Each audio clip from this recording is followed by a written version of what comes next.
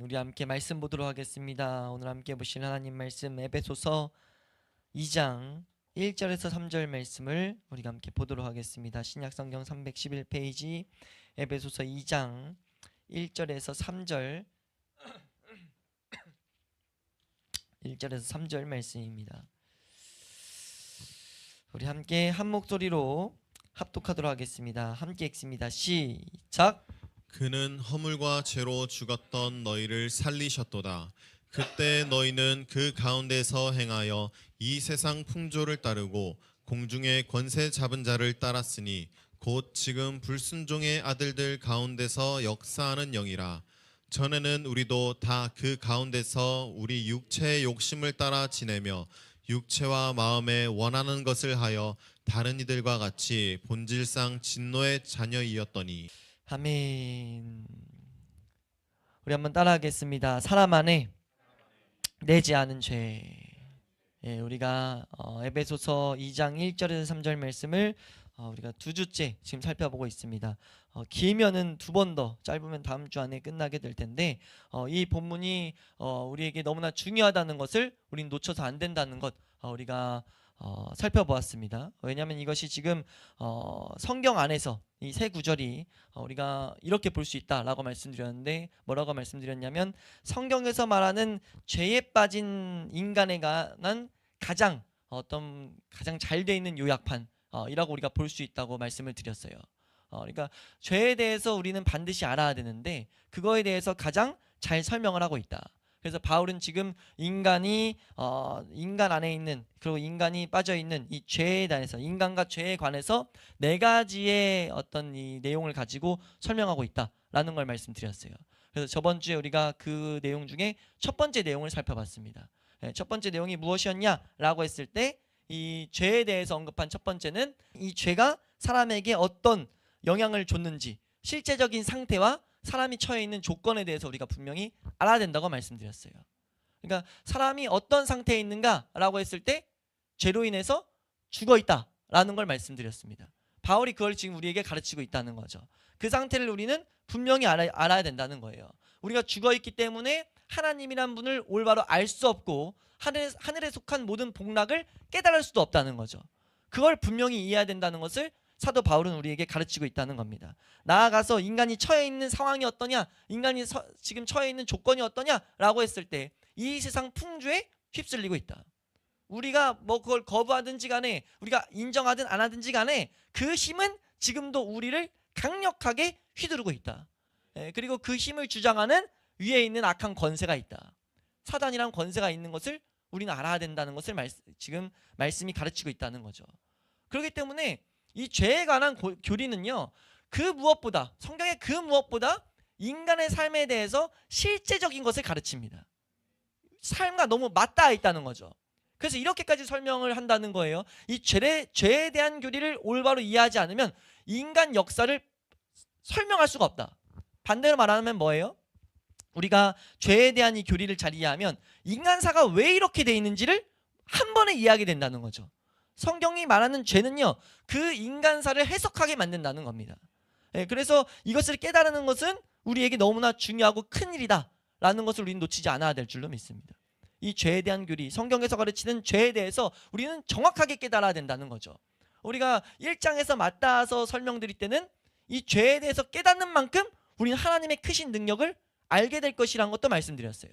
그러니까 어찌됐든 이 죄에 대해서 깨닫는 것은 우리에게 너무나 중요하다라는 것. 근데 문제는 뭡니까?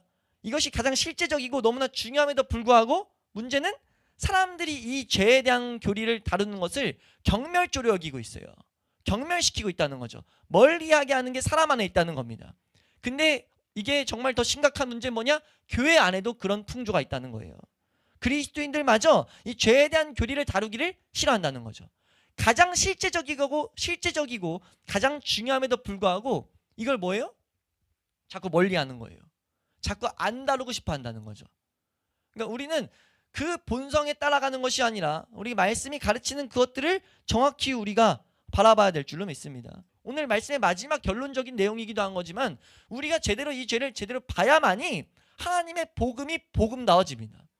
복음을 진정으로 우리가 구하게 된다는 거죠. 모든 능력이 되는 하나님의 이 복음. 그리고 하나님은 약속하셨어요. 뭐라고 약속하셨냐? 복음을 진정으로 구하는 자에게, 진정으로 찾는 자에게 주시겠다고 약속하셨어요. 그러니까 우리가 이 원리를 정확하게 제대로 알아야 될 줄로 믿습니다.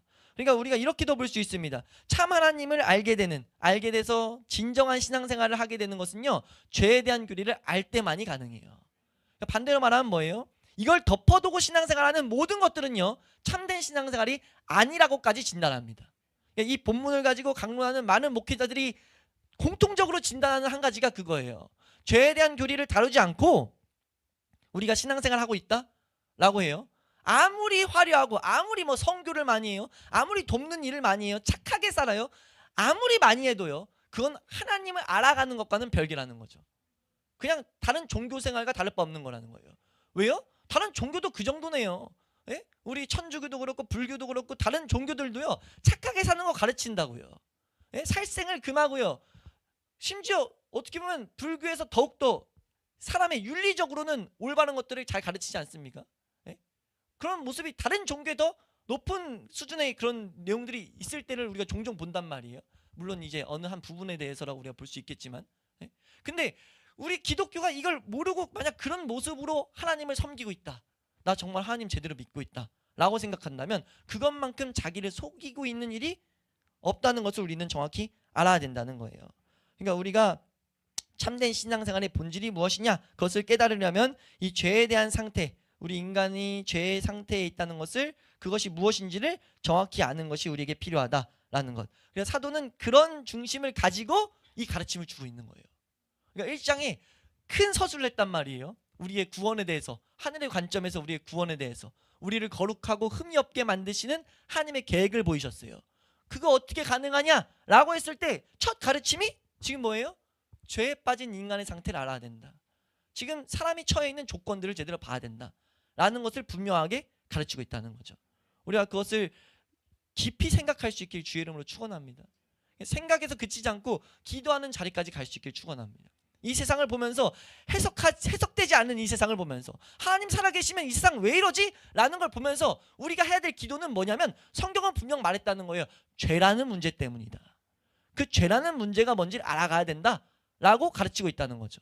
그러니까 마치 뭐와 같냐면, 우리가 이미 익숙해서 다 알고 있지만 감기가 제일 만만하니까 맨날 감기를 말씀드리는데, 감기가 걸리면 뭐 하라고 가르치죠? 보통 뭐 하라고 하죠?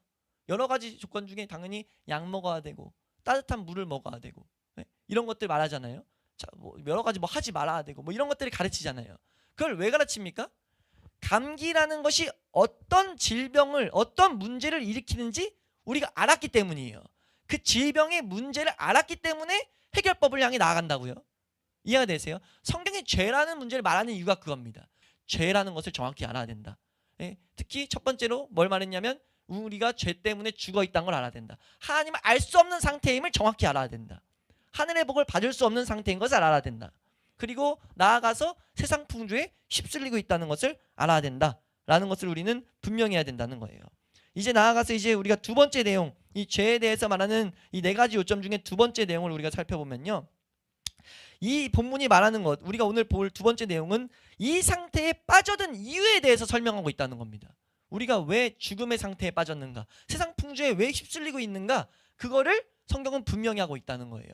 그거를 이 문장 혹은 단어를 통해서 이제 사도 바울이 설명하는데, 이 세 구절에서 사용한 어떤 특수한 이런 구절들, 문장들이 그걸 보게 하는데, 그 중에서 큰 두 가지, 중복되기 때문에 두 가지를 통해서 우리가 왜 그런 문제에 빠졌는가, 그 이유를 우리가 오늘 한번 보도록 하겠습니다. 두 가지 중에 첫 번째는, 두 가지 표현이 나오는데 주목해야 될 두 가지 표현 중에 첫 번째 표현은 불순종의 아들들이란 표현이에요. 우리 2절 말씀 보시면요, 2절 말씀을 다시 한번 잘 읽어보겠습니다. 함께 읽습니다. 시작. 그때 너희는 그 가운데서 행하여 이 세상 풍조를 따르고 공중의 권세 잡은 자를 따랐으니 곧 지금 불순종의 아들들 가운데서 역사하는 영이라. 아멘. 지금 여기서 불순종의 아들들 가운데서 역사하는 영이다 라고, 곧라고 말한 건 위에 있는 이 일이 이것 때문이야 라고 그 원리를 설명하고 있다는 거죠. 그러니까 우리가 왜 그 죽음 가운데서 행하고 있는가, 왜 이 세상 풍조를 따르게 됐는가 왜 이 세상 공중 권세 잡은 그 마귀를 따라 살 수밖에 없는가? 그것은 불순종 아들들 가운데서 역사하는 영이야 라고 설명하는 거예요. 그러니까 이건 지금 이게 뭔 말이야?를 우리 정확히 해야 되는데, 여기서 핵심은 불순종 아들들이란 표현입니다. 아들들이란 단어는 이제 문맥상 자녀들이라고 번역해도 전혀 무방해요. 그러니까 불순종의 자녀들이라고 말하고 있어요. 이런 표현이 성경에 곳곳이 나옵니다. 여기서 불순종의 아들들이라고 했을 때는 우리가 뭐 불순종을 행하고 있다라는 측면에서 설명하는 게 아니고, 지금 원리적인 측면에서 너희 안에 불순종이라는 어떤 핵심적인 요소가 자리 잡고 있다. 불순종이라는 것이 너희가 죽음 가운데 빠지게 한 본질이다. 이런 설명을 하고 있는 거예요. 지금 이 사람의 특징을 설명하는 겁니다. 우리 안에 불순종이라는 것이 우리를 죽음으로 몰고 간 핵심이라는 거죠. 그래서 모든 사람 가운데 불순종이라는 본질이 들어와 있다는 거예요. 그걸 성경이 우리에게 분명히 가르치고 있다는 거죠. 특히 사도 바울은 여기서 강조해서 이걸 말하고 있어요. 왜 우리가 죽음 가운데 빠지게 됐는가? 왜 우리가 세상 풍조를 쫓아갔는가? 라고 했을 때 그걸 성경은 뭐라고 말하냐? 너희 가운데 불순종이라는 것이 들어와 있기 때문이다 라고 말하고 있다는 거죠. 그러니까 우리가 알아야 될 것은 본질적이고 제1차적인 우리의 제일 첫 번째 고통은 뭐냐면요, 불순종이 우리 가운데 있다는 거예요. 우리가 알게 모르게 나 안에 불순종이 있다는 거죠. 한번 더 할까요? 내 안에 불순종이 있다. 그러니까 내 안에 불순종이 있다. 너희 모든 사람들이 불순종이라는 그 뭐예요? 요소를 가지고 있다라고 설명하고 있다는 거죠. 근데 그 불순종은 어디에 대해서 불순종이냐? 하나님에 대해서 불순종하는 그 모습을 말한다는 거예요. 인간이 하나님과의 관계 가운데 오는 그 불순종, 그것을 우리에게 분명하게 설명하고 있다라는 것을 우리는 알아야 될 줄로 믿습니다. 그래서 이것을 뭐라고 설명하냐면, 이거는 이 불순종이라고 했을 땐 순종과 떨어져 있는 것이고, 우리에게 분명 말씀하시고 지시하시고 가르치는 하나님의 그런 권리인데 그 권리와 다투는 것이다. 그것이 사람 안에 다 있다는 거죠. 하나님이 우리에게 말씀하시고 어떻게 지시하시고 우리를 인도하시려고 하는데 그것과 다투려는 본성이 우리 가운데 다 있다는 거예요. 그리고 다른 말로 해서 그거는 모반이라고도 할 수 있죠. 성경에 인간에 대해서 말할 때 처음부터 끝까지 계속 불순종에 대해서 계속 가르치고 있어요. 우리가 인간은 불순종하고 있다. 불순종, 하나님에 대해서 모반하고 있다. 하나님을 대적하고 있다라는 것을 말하고 있다는 거죠. 근데 이게 뭐예요? 적극적으로 인간이 그러고 있다는 거예요. 사람이 뭔가 우리가 이 시대에 특히 60-70년 전부터 이 기독교를 휩쓸게 된 개념 하나가 뭐냐면 사람이 불쌍하다예요. 사람이 뭔가 이렇게 왜 이렇게 이런 취급 당해야 돼? 뭐 왜 우리가 이렇게 특히 하나님, 교회 안에서 지금 말씀드린 건 교회 안에서예요. 하나님이 왜 우리 이렇게 죄인이라고 말해야 돼? 라는 개념들이 뒤덮어 버렸어요. 이게 뭐 심리학적인 것들이 요소가 가미됐다고 이제 진단을 하긴 하는데, 아무튼 어찌됐든 이제 뒤덮은 게 뭐냐면 사람 뭔가 불쌍한 존재야. 이렇게 우리는 그렇게까지 나쁜 존재가 아닌데, 우리가 왜 이렇게 죄의 풍조에 휩쓸려 가지고 죄인 취급받아야 돼? 라는 생각들을 하는데, 기독교 역사 그리고 성경 안에서는 분명히 뭘 가르치냐면 인간은 불쌍한 존재가 아니라는 거예요. 하나님이 죄인 취급할 때 불쌍한 존재가 아니라는 거죠. 왜냐하면 인간은 주도적으로 우리는 죄를 짓는 존재입니다. 내 안엔 내가 능동적으로 나는 죄를 짓고 있어요. 하나님에 대해서 반하고 있다는 거죠. 우리가 우리를 불쌍하게 여기고 가련하게 할 존재가 아니란 것을 성경은 분명 가르치고 있다는 겁니다. 이것을 없애니까, 우리가 능동적으로 죄를 짓는 존재라는 것을 성경에서 안 가르치니까, 빼서 우리는 이제 계속 보게 되겠지만 이걸 안 가르치니까 교회 안에 훈육이나 징계가 없어졌다고 해요. 그러니까 교회는 분명히 훈육하고 징계해야 되거든요. 그게 없어져 버렸어요. 왜요? 우리 은연중에 우리는 좀 불쌍한 존재, 이게 계속 들어와 있기 때문에 이걸 우리는 뒤바꿔서 제대로 알아야 된다는 거예요. 성경은 뭐라고 말하냐? 우리의 모든 고통이 우리의 주도적인 불순종에서 시작됐다라는 것을 가르치고 있어요. 우리는 가만히 두면 스스로 하나님께 반역을 하고 의도적으로 하나님을 거스른다고 계속 말하고 있습니다. 이거는 물론 뭐냐? 나를 사랑하는 데서 생각하고 나타나는 거예요. 사람 안에는 다 나를 사랑하고 나를 중심적으로 생각해서 이게 발생되는 거죠. 성경이 이것부터 제대로 알라고 우리에게 가르치고 있다는 겁니다. 그래서 우리가 이 시간 좀 더 자세히 봐야 될 것은, 불순종에 대해서 자세히 봐야 될 것은 이 불순종이 어떻게 지금 역사되고 있냐, 나타나고 있냐에 대해서 우리가 좀 자세히 볼 필요가 있는데, 세 가지의 노선을 통해서 이제 여러 설명 중에 우리가 좀 자세히 알아야 될 것 중에 알 것을 좀 정리해 봤더니 세 가지가 나와요. 세 가지의 노선을 통해서 우리가 불순종하고 나 안에 불순종이라는 DNA가 있다라는 것들이 드러나고 있어요. 첫 번째는 무엇이냐면, 우리가 어떨 때 불순종이라는 것을 우리는 볼 수 있냐면, 우리 자신이 피조물이라는 사실을 부인한다는 것에서 우리는 불순종이라는 것을 발견할 수 있어요. 그러니까 하나님이 모든 인간이 불순종한다라고 말할 때, 하나님을 반하고 있다, 하나님을 대적하고 있다라고 말할 때, 우리가 그걸 난 아닌데, 나 하나님 그래도 인정하려고 하는데 라고 할지 몰라도 사람 안에 다 뭐가 들어있냐면 내가 피조물이라고 딱 말했을 때 그걸 인정하지 않으려고 한다는 거죠.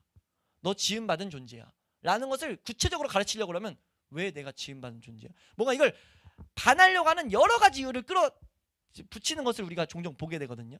근데 우리가 생각해야 될 건 우리가 우리 자신을 딱 살펴봤을 때 내가 피조물이라고 하는 사실을 반대하는 본성이 있다는 것을 우리는 보게 된다는 거예요.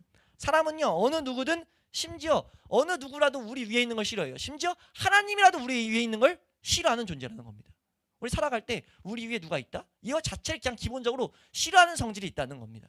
이것을 우리는 통해 가지고 우리 안에 불순종이 있다라는 것을 발견할 수 있다는 거죠. 두 번째 요점은 뭐냐면 인간은 자기가 알게 모르게 우리가 어떻게 하면 불순종이 있다는 것을 발견하냐라고 했을 때 그 중요한 요점은 알게 모르게 자기가 스스로 충분하다고 믿어요. 스스로 내가 다 할 수 있다고 믿는다는 거죠. 우리 인생들을 살펴보면 우리 인생 안에 불순종이라는 DNA가 낳게 된 하나의 비극이 뭐냐? 스스로 다 할 수 있다고 믿습니다. 이게 얼마나 사실 웃긴 일이냐면 조금만 생각해도 인간만큼 연약한 존재가 없어요. 인간은 태어나서 도움이 없으면 살 수 있습니까? 인간은 주변에 부모 없으면 살 수 있어요? 딱 태어났는데 바로 죽어요. 먹이지 않으면 스스로 뭔가 할 수 있는 존재가 전혀 아니라는 거예요. 그런 연약하게 태어남에서부터 그걸 우리 하나님은 자연 이 섭리를 통해서 보이시는데 우리는 스스로 딱 자아가 생기면서부터 뭐예요? 사춘기가 보통 왜 시작되죠? 제가 사춘기 중고등부 사역을 좀 오래 했기 때문에 중고등부 사역할 때마다 우리 중고등부 학생들한테 말한 게 사춘기를 잘하면 좋게 쓸 수 있고 나쁘게 쓰면 나쁘게 된다라고 하는데 그러면서 첫 번째 가르치는 개념이 그 개념이 뭐냐면 사춘기가 뭐야? 라는 것을 가르쳐요. 사춘기는요 자아가 딱 생기는 시기거든요. 내가 스스로 뭔가 생각하고 판단하는 시기입니다. 그때부터 인간이 뭘 하냐면 왜 그게 질풍노도가 되냐면 아직 판단을 내릴 수 있는 그 판단의 그 장치가 판단의 어떤 장치라고 따지면 그게 성숙하지 않았는데 생기는 순간부터 뭐 하냐면 내가 맞다예요. 왜요? 자기가 생각한 게 그냥 충분하다고 옳다고 생각하는 그 본질적인 게 있다는 거죠. 그걸 성경은 이 본문을 가지고 이 본문이 무엇을 말하는 것을 해석한 성경을 본 목회자들은 뭐라고 하냐면 이게 지금 사람 안에 자기가 스스로 충분하다는 그런 본성이 있다는 것이 드러나고 있는 그걸 가르치고 있는 본문이다 라고 말해요. 우리가 불순종하는 DNA를 어떻게 발견할 수 있냐라고 했을 때 우리가 시작할 때 말씀드렸잖아요. 이 불순종 말할 때 우리가 능동적으로 하나님 앞에 죄를 짓고 있다고요. 우리 스스로 우리를 불쌍히 여길 수 있는 존재가 아니라고요. 왜요? 우린 능동적으로 계속 하나님을 배반하고 있으니까. 그걸 어떻게 알 수 있냐는 거예요. 그 알 수 있는 하나의 그 모습이 우리 스스로 충분하다고 하는 그 모습 가운데 발견된다는 거죠. 하나님이 말해도 하나님을 의지하라고 해도 의지하지 않고 내 힘으로 하겠다는 것이 바득바득 나오는 게 우리 가운데 있다는 겁니다. 그걸 우리는 분명히 알아야 된다는 거예요. 성경에 말하는 것은 뭐예요? 근데 완전 반대죠. 성경은 뭐라고 말합니까? 인간이 하나님에 의해서 만들어졌을 뿐 아니라 하나님을 위해서 만들어졌고 하나님을 의지하며 살아가게 했으며 하나님과 교제를 하고 순종할 때만 행복할 수 있다고 말해요. 이 가르침을 아예 받아들일 수가 없죠. 우리가 이 죄라는 문제를 해결되지 않으면 중생되지 않으면요 받아들인 척은 할 수 있지만 인정되지가 않아요. 납득되지가 않아요. 그걸 보고 뭐라고 하냐면 불순종 아들들 가운데 역사는 영에 사로잡혀 있다고 말하는 거예요. 그 권세가 붙들고 있다고 말한다는 거죠. 여기서부터 탈출할 수 있는 길은요 하나님의 능력밖에 없습니다. 근데 우리가 먼저 뭘 알아야 돼요? 이 비극 가운데 빠져 있다는 것을 알아야 된다는 거죠. 이 세상을 창조한 하나님을 끊임없이 스스로 부인하고 있다는 것을 우리는 알아야 된다는 거예요. 성경은 분명히 말합니다. 인간이요 하나님께 완전히 의존적인 상태에 있으면서 그와 교제할 때 모든 복락이 공급된다고 성경은 분명히 가르쳐요. 그것을 떨어지면서부터 그 의존적인 존재로 만들었는데 하나님을 보지 못하고 떨어지니까 그때부터 모든 인간사의 비극이 생겼다고 말한다는 거예요. 모든 죄악들이 발생한다고 가르치고 있다고요. 그걸 우리가 분명히 알 수 있길 축원합니다. 그러니까 제대로 복음을 가르쳤을 때 복음은 이걸 먼저 선행돼서 정확히 설명해야 되는데 제대로 복음을 가르쳤을 때 이것만큼 믿지 아니하는 자들의 마음을 상하게 하는 게 없어요. 기분 나쁘게 한다는 거죠. 그것을 받아들일 수 없게 만든다는 거예요. 인간이 이런 말을 한다는 거죠. 이런 말을 한다고 이제 설명하는 걸 제가 적어왔는데 한번 들어보세요. 나는 그처럼 낮은 데까진 가라앉지 않았다. 나는 완벽하진 못하나 극빈자는 아니다. 내가 할 수 있는 일이 아직도 남아있다 라고 말하고 싶어 한다는 거죠. 죄에 대한 교리를 제대로 가르치다 보면 은연중에 난 그렇게까지 그래도 죄인은 아닌데, 그렇게까지 그렇게 못하는 건 아닌데, 이게 끊임없이 끝까지 남아있다는 거죠. 그래서 인간이 가장 혐오하는 게 뭐냐면 제대로 가르친 하나님의 은혜에 대한 교리예요. 하나님 은혜에 대한 교리는요, 전적으로 우리 무력하다는 거거든요. 우리 하나님 앞에 나아갈 수 있는 가능성이 제로라는 거예요. 그냥 못한다, 우리 힘으로 할 수 있는 게 없다, 이거를 가장 뭐예요? 혐오해버려요. 사람들이 그거를 붙잡지 않으려고 한다는 겁니다. 그 점을 갈라디아서에서는 사람이 십자가를 원수 삼고 있다, 십자가의 원수에 있다, 이런 표현을 하고 있어요. 예? 십자가를 하나의 짐으로 여기고 있다라고 말하고 있어요. 십자가만이 걸림돌 된다는 거죠. 왜요? 내 힘으로 해야 되는데 십자가는 은혜만을 말하거든요. 그러니까 우리가 분명히 먼저 알아야 될 것이 무엇이냐라고 했을 때, 인간의 불순종의 표현이, 우리가 인간의 불순종의 그 상태에 빠져 있다는 것을, 불순종이 우리 가운데 내재되어 있다는 것을 우리는 분명히 알아야 된다는 겁니다. 그래서 사람이 자신이 갖고 있는 이 충족함, 자신의 능력, 자기 자신이 가지고 있는 이 고유한 힘을 믿고 있을 때는, 믿고 있는 그 모습은 전적으로 이 불순종에 대한 가르침과 부딪히고 있다. 이것을 우리는 바라봄으로써 우리가 하나님에 대해서 지금 하나님을 거부하고 모반하고 있구나라는 것을 우리는 분명히 인식해야 된다는 거예요. 그렇게 돼 있는 사람은 절대 하나님의 은혜를 받아들일 수 없고 하나님의 은혜에 대해서 싸움을 건다라는 것들을 우리는 알아야 됩니다. 우리 로마서 8장 7절 말씀 보시면요. 로마서 8장 7절입니다. 시작. 육신의 생각은 하나님과 원수가 되나니 이는 하나님의 법에 굴복하지 아니할 뿐 아니라 할 수도 없습니다. 아멘. 지금 우리가 이걸 배울 때 이런 말씀들이 우리가 보통 잘못된 말씀들과 다른 점으로 우리에게 어려운 이유가 뭐냐면요, 이걸 들었을 때 그래서 어떡하라는 건데, 뭐라는 건데, 이런 생각이 들어요. 왜냐면 말 그대로 봤을 때 그게 정확히 이 말씀을 이해한 모습입니다. 이 말씀이 요구하는 건 그거예요. 어떻게 하는 건데, 뭐라는 건데, 그 생각이 나와야 된다는 거죠. 우리는 왜요? 뭔가 하라고 그러면 하려고 그래요. 한 주일날 내가 해야 될 것들이 보이면 그건 너무 기뻐합니다. 근데 말씀이 그대로 내 상태를 비추는 건 견디지 못해요. 말씀이 내 상태를 비추는 건 우선 기본적으로 내 육신이 거부하고 있어요. 그래서 뭐 해야 됩니까? 말씀이 왜 이렇게 가르치는지를 기도하셔야 돼요. 기도하실 때 하나님의 은혜로 이 상태를 하나님이 말하고 있다는 걸 깨닫게 될 때요, 우리가 그때 뭐 하게 되냐면 하나님의 은혜만을 구하게 됩니다. 그때 복음이 복음돼요. 우리의 상태가 정말 비극 가운데 빠져 있다는 것이 자각될 때 하나님이 하나님 됩니다. 우리가 그런 교회 될 수 있길 소망합니다. 이거 우리가 세 번째 요점, 불순종하는 세 번째 요점을 살펴보면요, 성경이 불순종의 아들들에 대해서 말하는데, 우리 요한복음 8장 44절 말씀 보시면, 요한복음 8장 44절 말씀, 요한복음 8장 44절, 방금 설명드린 내용을 좀 더 설명하고 있는데 8장 44절입니다. 시작. 너희는 너희 아비 마귀에게서 났으니 너희 아비의 욕심대로 너희도 행하고자 하느니라. 그는 처음부터 살인한 자요 진리가 그 속에 없으므로 진리에 서지 못하고 거짓을 말할 때마다 제 것으로 말하나니 이는 그가 거짓말쟁이요 거짓의 아비가 되었음이라. 아멘. 지금 여기서 뭐라고 말하냐면, 너희는 너희의 아비 마귀에게서 났는데, 우리가 이게 다른 표현이에요. 불순종의 아들들이라는 다른 표현이라고 할 수 있습니다. 여기서 뭐라고 하냐면 너희 아비의 욕심을 너희도 행하고자 한다라고 가르쳐요. 우리가 마귀가 하는 대로 행하고자 한다는 거죠. 우리 안에 뭐가 있냐면요, 스스로 죄를 짓고자 하는 욕망이 있어요. 우리 인간은요, 하나님을 떠나면서 불순종이 들어와 있다는 것이 어떻게 증거되냐면, 사람이 사실 세상의 환경만 딱 맞아지면 우린 다 죄인 됩니다. 우린 요건만 딱 떨어지면요, 모든 사람이 죄인이 될 수 있어요. 어느 누구도 이 세상에서 규정하는 죄에 대해서 자유한 사람이 없습니다. 그냥 단지 감사하게 상황이 그렇게 안 됐을 뿐이에요. 우리가 죄질 상황이 안 됐을 뿐입니다. 성경은 우리에게 그것을 분명하게 말한다는 거예요. 사람들이 죄를 고의적으로 짓고 있으며 죄를 짓는 것을 즐기고 있다. 이건 사람의 상태다. 왜요? 성경이 지금 그걸 분명히 가르치고 있다는 거예요. 왜요? 너희 안에 불순종이 들어가 있기 때문에. 불순종이라는 DNA는 하나님이 하고자 하는 말하는 것을, 모든 것을 거부하려고 한다. 이것만큼 비극이 없다. 사람이 하나님과 교제하도록 지음받았고 그때 참된 만족이 오는데, 모든 비극이 그 하나님과 떨어지면서 발생됐는데, 문제가 뭐예요? 우리가 스스로 계속해서 하나님을 떠나려고 한다는 거죠. 그걸 발견할 수 있는 모습들이 뭐예요?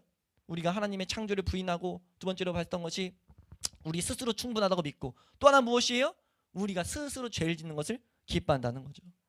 우리는요 적극적인 선을 의도하지 못해요. 나아가서 정확히 말하면 영적인 선을 행하려는 건 아예 불가능이에요. 아까 로마서 8장 7절 뭐라고 했죠? 육신의 일은 하나님과 원수가 되나니 이는 하나님의 법에 굴복하지 아니할 뿐 아니라 뭐라고 해요? 할 수도 없다. 할 수가 없다 라고 성경은 선언한다는 거죠. 네. 우리는 할 수가 없다는 거예요. 불가능이라는 겁니다. 그래서 뭐예요? 다시 태어날 수밖에 없다고 성경은 가르친다는 거예요. 그래서 거듭남이라고 말합니다. 우린 고쳐 쓰는 게 아니고요, 우린 중생돼야 돼요. 우린 하나님의 은혜만을 구해야 됩니다. 다시 태어나게 하시는 하나님의 능력만을 찾아야 돼요. 그것이 아니고선요 하나님 만날 길이 없기 때문이에요. 우리가 이제 두 번째 용어로 나아가서 우리 오늘 본문에서 말하는 사람 안에 있는 내재되어 있는 죄에 대해서 말할 때, 첫 번째는 그것이 불순종을 통해서 나타난다 그러고, 하나는 무엇을 말하고 있냐면 3절 말씀 마지막에 나오는데요, 3절 말씀을 한번 읽겠습니다. 3절 함께 읽습니다. 시작.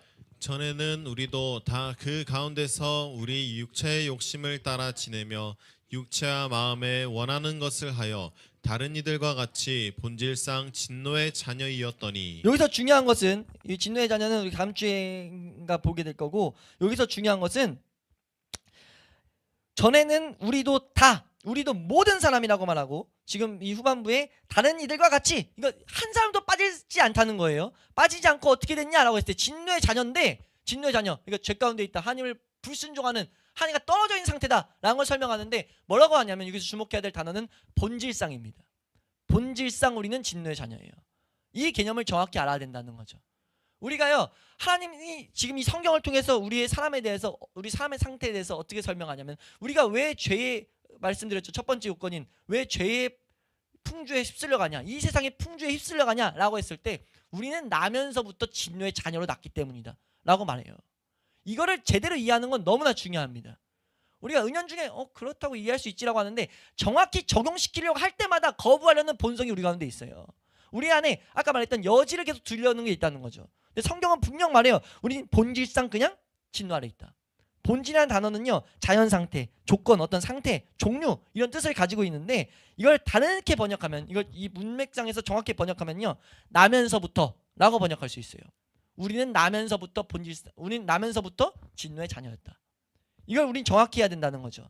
이 가르침은요 이 시대 대중적인 가르침이 아니에요. 일반적인 가르침이 아니죠. 이 시대는 뭐라고 가르칩니까? 사람은 그래도 좀 선해, 어느 정도 중립적이야, 혹은 중립적이야, 죄도 좀 있지만 선한 모습도 좀 있어. 그래가지고 뭐라고 가르쳐요? 교회 안에도 그렇게 가르쳐요. 조금은 여지가 있어. 여지가 있어가지고 하나님 말씀을 받을 수 있는 여지가 있어. 이런 것들을 가르쳐서 뭐라고 하냐면은, 우리가 단지 죄 가운데 계속 빠진 건 뭐냐? 우리가 봐봐, 어린아이를 봐봐, 얼마나 어린아이가 아름답고 얼마나 완전해. 근데 왜 죄를 지어? 자라나면서부터 그 상황 가운데 세상이 죄악된 것들의 영향을 받기 때문이다, 뭐 이런 가르침을 주고 있단 말이에요. 성경은 그렇게 말하지 않는다는 거죠. 자라면서 환경 때문에 죄를 배워가지고 죄를 짓는 게 아니고, 그냥 나면서부터 우리는 죄라는 것을 붙들고 태어난다는 거예요. 그래서 능동적으로 우리는 계속 죄를 짓는다는 거예요.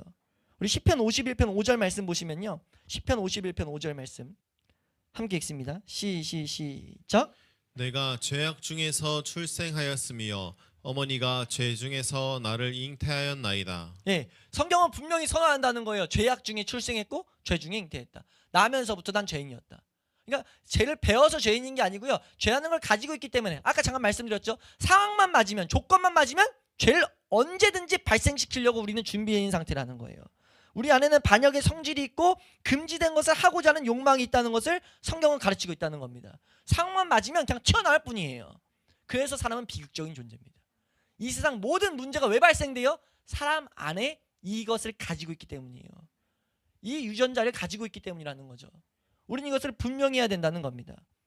우리가요 죄악을 지니고 있다는 것을 계속 잊어버리는 경향이 있어요. 내가 어느 정도 선하다라는 것을 계속 붙들려는 경향이 있어서 성경은 그걸 부수면서 시작한다는 거죠. 왜냐하면 그걸 부숴야만이 뭐하기 때문이에요? 그래야만이 복음이 복음되기 때문입니다. 우리가 어떻게 생각하냐면요, 유혹이 와서 죄를 짓기 전에는 나는 올바르다, 나는 그래도 괜찮다라는 생각을, 그런 개념을 제거해야 된다는 거예요. 우리가 분명해야 될 것은, 이것에 있어서 치명적인 실수가 어떻게 나타나냐, 죄라는 것을요 언제나 이 본질 성향 이런 차원에서 생각해야 되는데 내 안에서부터 있다라고 생각해야 되는데 죄라고 보통 했을 때 기본적으로 사람들이 어떻게 생각하냐? 행동들의 차원에서 생각하기 때문이에요. 이것을 계속 마귀가 방해할 때 어떤 죄를 지었어. 그래서 죄인이야 자꾸 그렇게 가려고 한다는 거죠. 그래서 성경은요 죄가 무엇인지를 정확히 진단하길 바랍니다. 성경은 죄가 무엇이냐?